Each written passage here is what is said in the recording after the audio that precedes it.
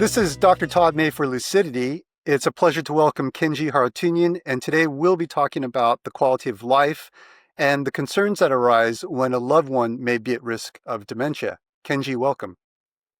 Thanks, Todd. It's great to be with you again. Let's begin with your own accomplishments. You are a distinguished outdoor athlete and an advocate and consultant for access to the outdoors.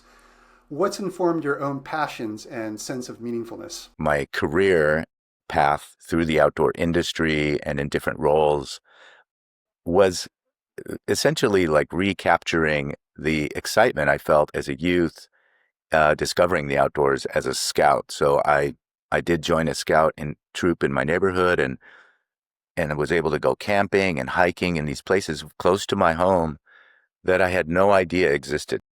And it became a great salve for me as I struggled through, my own identity and pondering my own future, working through different jobs and such. So that was the thread that connected me through. And then, luckily, I got laid off at my job at the grocery store while I was going through college, and walked into the backpacking shop called Adventure 16, and long story short, I got hired there. It was so fantastic to meet people that were adventuring here and there and abroad and close to home. So I stayed with that, and that not only allowed me to meet people, that were of my sort of like-mindedness, but also dive into a passion and help create that for myself in my life. Fast forward to now, my career has bounced around in different roles in the outdoors and in some high-profile roles, but also it just my daily lifestyle continues to go on. I'm lucky I can still do a lot of the things like climbing and skiing and riding bikes and running that I did, been doing for 40 years. And I know you have a reputation within your profession as being not only knowledgeable, but solid, reliable, someone that you can go to and trust. And I'm curious if you see that as in any way coming from your exposure to outdoor sports. I like to think about sports in general as being, when it's done right and you're in the right atmosphere, you can learn a lot about yourself and others. But particularly, I think with outdoor sports, because you're often face to face with Mother Nature, as it were. One of the things that's always stood out to me is the virtue of humility that you learn. I remember the first time in Southern California when I was learning how to climb, my physics teacher taught me how to traditional climb, place gear, and set anchors. And he said, I think you're ready for Talkeets in Southern California. And Talkeets not only has that super steep approach, which is only probably like a quarter mile from where you park, but it's just, you're straight up in dirt. And then you get to the base of that granite slab, which is several hundred feet high, and it's really intimidating. And if you haven't climbed at that kind of altitude before, just going up that high, it does put you in your place. I guess that's my long-winded way of saying is, when you look back on your life, what kinds of strengths or characteristics or virtues do you think you gained from all your different ways of being exposed to the outdoors and participating in nature? Well, I think that, I mean, it's funny you mentioned Talkeets because that was truly the inspiration for me to get into climbing. And climbing occupies a special place, I think. And there's, lots of other activities that I can do outdoors. But climbing, it requires kind of the fusion of all these different skill sets, mental and physical, and not just strength, but flexibility and endurance, and keeping your mind calm while your body's screaming to get down from there. Or is that my mom yelling at me when I was 5 years old? So climbing sort of, when I discovered that, and it was through hiking, backpacking on the Devil's Slide Trail, which passes between Suicide Rock and Talkeets. And I'm on a backpacking trip, and I hear people shouting signals from high up on the cliff. And I look, and I'm like, are there people up on that thing? Just, it was astounding to me. I was so like just blown away by that, even the idea of it, because I really hadn't been exposed to climbing before that. And in the next year, Steve Edwards and I were on our first climb on Takis, so that was very seminal to me. And it was still all of the beautiful things that happen when you're in wilderness, all that exposure and challenge and being immersed in this beautiful forest, the life of spending time outdoors and being in the mountains and the deserts and the shores, climbing and surfing and backpacking and kayaking and all the different things I've been able to get involved in has has created this rhythm in my life, I think, that I've noticed. And so for my own mental health, for example, I know that it's important for me to spend time under the stars, to look in the sky, I don't have to necessarily be pouring sweat all the time or afraid for my life, but just that experience of being immersed in nature for a few days at a time.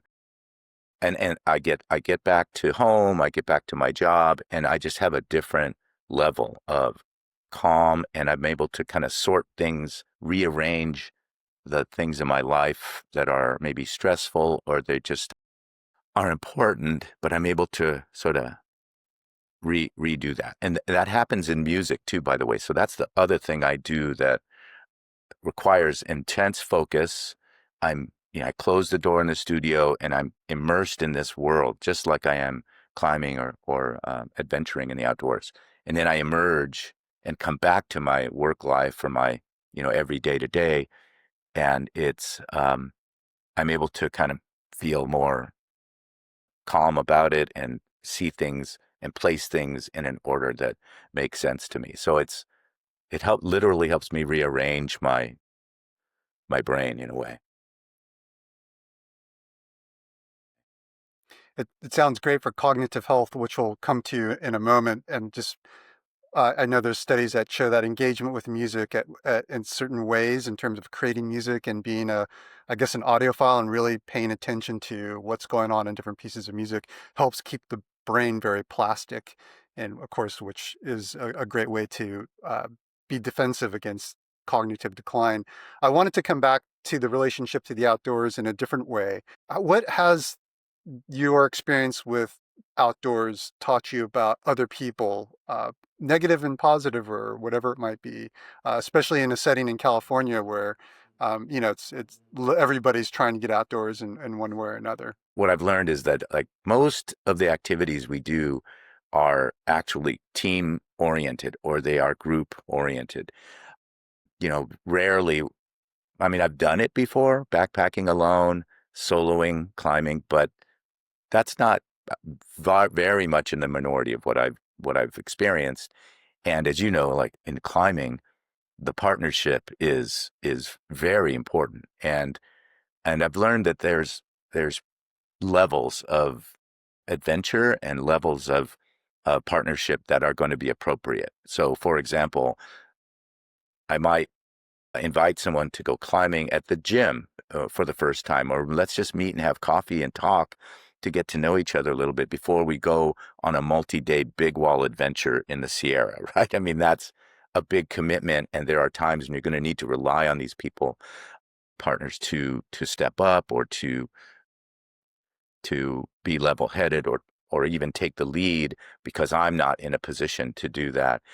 And so at other times, I've been engaged in group, adventures where I have to step up and take the lead unexpectedly. Like I'm part of a group. I was kind of added. They're the more accomplished, more experienced people, but whatever the situation comes up, I end up having to strike out and lead. And I even wrote about this in a book called The Outdoor Leader, which is written by my friend Jeanette Stosky, who led the group called the Association for Outdoor Recreation and Education for a long time. And she wrote this book about this, really about this topic of leadership outdoors and the different dynamics that involve. So I think that what that's taught me is that what I think I might be occupying in this group, I'm the second or I'm the sweep. That may change. And so being prepared is a lesson from the scouting world that even today, not just be prepared with the right gear or the essential items, but also be prepared mentally to occupy different roles on the team.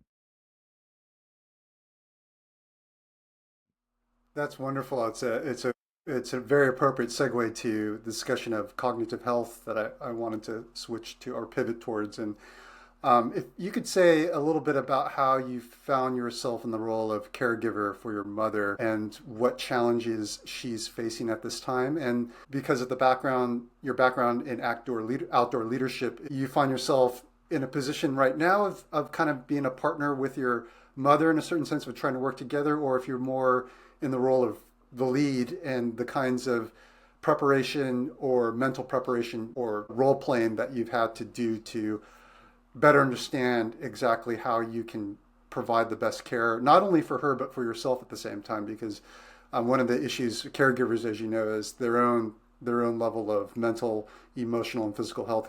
It can very quickly decline given the amount of burdens that they are facing on a case by case basis. I haven't really done much of my own research on it, but I really get the most value out of speaking to people who not only have been through some of this themselves, but they have a background in psychology and communications. And I get a lot out of that. For example, I have a friend, Lorraine, who lives in Hawaii, and she's a little bit older than me, and her parents, she was the youngest of her siblings, and I'm the oldest, so we match up pretty well. And she's been through a lot of this with both of her parents, as well as she's a counselor for women coming out of incarceration, and she's very skilled at dealing with difficult situations. And I find I have a regular call with her, and I'm very grateful for that. That we're friends and we've stayed friends for decades because I get so much from her. And even though we have this call, in between that, she's sending me insights and articles and things of interest that really have helped me a lot, including like motivational interviewing, like getting my mom to want to go look at the senior center, which is, a 1 mile away from my house. Like, can we go visit and just see what it's about? Oh, no, I don't want to do that. How do we coach our parents or our loved ones to continue to explore, at least be open to the idea of assisted living or nursing care, or, the things that are somewhat inevitable, and not for any individual person, but overall, these are solutions that exist in our communities. And given the cultural expectations that you come from, where you're the eldest son and expected to be the caregiver for the parents as they age, have you yourself had conversations about, with discussing within your own thoughts about is this wrong for me to try and suggest my mother go visit an assisted living home, or for some reason am I responsible for keeping her in her own home? Because most people, I think there was a survey done, but it's astronomical in terms of percentage. It's like 80 to 90% of people, just if they're going to pass, they want to do it within their own home or somewhere they feel like is theirs, as opposed to being somewhere unfamiliar. There's two opposing forces, I guess, when I think about me and my siblings and how we see this, is that there's one side that says, you know what, she's 86, just let her be, let her do what she wants to do, let her eat what she wants to eat, let her, you know, let her be, and then there's the other side, which is sort of my coaching brain and my leadership side saying, well, no, we want her around as long as possible. So therefore we must, change her house to make it safer and use the tools of movement. And of course, as an athlete minded person, I'm always thinking about like keeping her walking, keeping her on her feet, keeping her in balance. These are things that people lose we all lose as we get older. And so, my head goes there. So, and these, yeah, I have these two voices in my head too. Like, why am I Why am I so insistent that she must walk, 1,000 steps a day? Like that is a goal that I've sort of foisted upon her. And my sibling, well, at least one of my siblings, is like, just let her do her thing. It's okay. I'm also walking this path with my wife. So there is a whole parallel thing that's different. There's a much more imminent life threat going on. It's not really, there is cognitive, not cognitive elements, but certainly emotional and mental health aspects to what's going on with her too. So as we're talking, I'm like, oh, there's this whole other care scenario that I'm also definitely in the lead with, besides her. She's full faculties, but dealing with fear and this unknown and this process of going through this challenge course, in a way, this gauntlet of testing and procedures in order to just get on the list for a transplant. So it's like, if if we're going to go into, stupid climbing analogies, it's like standing at the base of El Cap and like this is a route I don't really even know anything about, and I'm trying to look at, read as much as I can on Mountain Project and everything else, but there's not a lot of there's not a lot there. So I'm trusting, we're both of us are trusting the team at UCLA and all that to help guide us.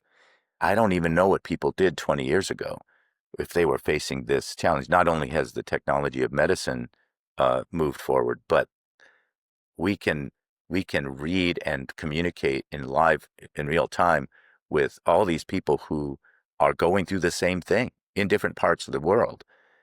And so that makes such a difference, like feeling like, okay, I'm not alone here. Like there are other people. In fact, this person just got out, they had their transplant 4 days ago, and this person's, ready to go in, and this person's not on, so you get this sense of community, which I think that's a really important aspect, and it's played itself out in a lot of different ways, especially since the pandemic. Given how much experience you've had with caregiving for your wife and your mother, how have you had time to think about your own approach, planning, or strategy to what you think end of life care should work for you? Any kinds of wishes that you would express to people who might find themselves in the role of having to care for you? Just like in sort of the climbing scenario, like sometimes you're facing uncertainty in the route above, and that's how it feels to go into this planning element of like your own end of life or your loved ones, facilitating that. But I've spoken with people who is their job, to facilitate these family trusts, to create medical as well as financial directives so that there's clarity for the people that are left behind. One of the ways to help facilitate that's been helpful to me is to have regular communication with my siblings, so that they're, and with my mother, and inclusive of the patient, or the person we're talking about, so that there's a regular place to have these discussions. And they can also be not just about that. We can have a regular family meeting and be talking about Thanksgiving coming up, or the next time we're going to see each other, or my daughter's getting married, and how do we, so that it can be a more well-rounded discussion, and not just let's get to the point of this really uncomfortable thing that you don't want to talk about. Because when you go in like that, it's almost like a hair trigger. Like if we start talking about it too early or too quickly, there's a shutdown effect. So when my own time comes, am I going to be pliable and cooperative, or am I going to be, combative and I don't know. I can't speak exactly to how that'll go. Kenji, I would like to thank you for your time, your insights, and everything that you provided for our listeners today in terms of learning experience and wisdom.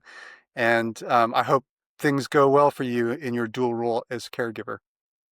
Well, thanks, Todd. Thanks for taking the sharp end on this topic because it's tricky, and in a way, it's like raising up children from being young. There's 1,000 books and there's no books, and I think in this scenario, on the other end of things, the guidance is not simply at your fingertips. What you've helped me learn about is my own path and become a little more aware about what other help I can get. Because I think the last thing I want to say is, asking for help is not easy for us, especially on these intimate family related issues. It's, who do you trust? Who can you bring in who's got that expertise? And also, I think the adventure analog is so interesting, is so important that as we go into this unknown phase, it's a lot like being in the mountains or in the desert and navigating your way through unknowns, which is what adventure is.